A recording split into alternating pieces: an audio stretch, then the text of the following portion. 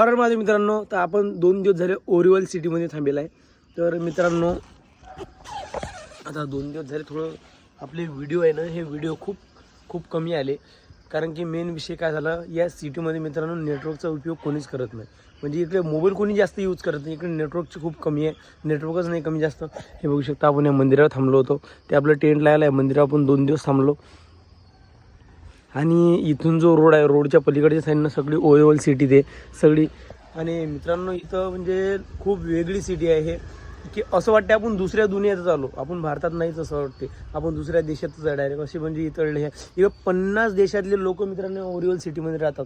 आणि तुम्हाला जरी सिटी जॉईन करायची तर तुम्हाला 3 वर्ष फ्रीमध्ये काम करावं लागेल, तेव्हा तुम्ही या सिटीमध्ये येऊन राहू शकता. आणि इतर खरंच पैशाची तर एवढी काही आवश्यकता तर नाही आहे, मेन गोष्ट म्हणजे.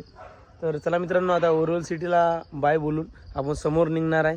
हे आपलं टेंट आवडतो आणि रामेश्वरमसाठी निघतो. तर अशी काही आपली यात्रा उरली, आणि यात्रा तर खूप मस्त उरली, काही टेन्शन नाही यात्रेचा.